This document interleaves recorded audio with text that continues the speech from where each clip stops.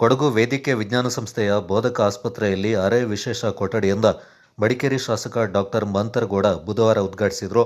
ನಗರದ ಕೊಡಗು ವೇದಿಕೆ ವಿಜ್ಞಾನ ಸಂಸ್ಥೆಯ ಬೋಧಕ ಆಸ್ಪತ್ರೆಯ ಮಹಿಳಾ ಮತ್ತು ಮಕ್ಕಳ ವಿಭಾಗದ ಹಳೆ ಕಟ್ಟಡದಲ್ಲಿ ಪುರುಷ ಮತ್ತು ಮಹಿಳೆಯರಿಗೆ ಪ್ರತ್ಯೇಕವಾಗಿ ಅರೆ ವಿಶೇಷ ಕೊಠಡಿಯಿಂದ ಸ್ಥಾಪನೆ ಮಾಡಲಾಗಿದ್ದು, ಆರೋಗ್ಯಕ್ಕೆ ಸಂಬಂಧಪಟ್ಟಂತೆ ವಿಶೇಷ ಆರೋಗ್ಯ ಸೇವೆ ಕಲ್ಪಿಸಲು ಮುಂದಾಗಲಾಗಿದೆ.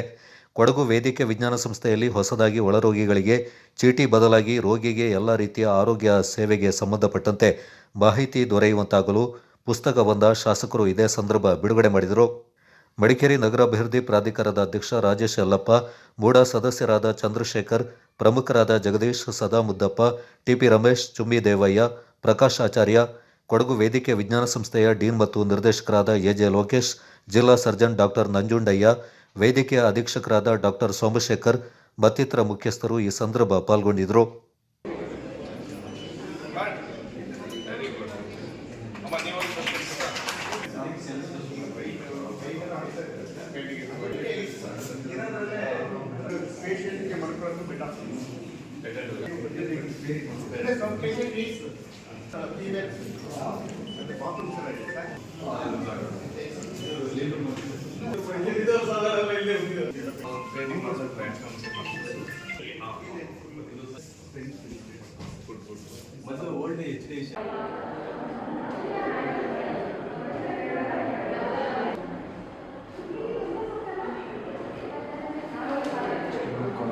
ಎರಡು ಸ್ಪೆಷಲ್ ವಾರ್ಡ್ಸ್ ಮಾಡಿ ಟೋಟಲಿ 29 ಬೆಡ್ ಬಿದ್ದಕ್ಕೆ with ventilator facility, oxygen facility ಎಲ್ಲನೂ ಸೇರಿ 29 ಬೆಡ್ಗೆ ಅವಕಾಶ ಮಾಡಿಕೊಟ್ಟಿದ್ದಾರೆ.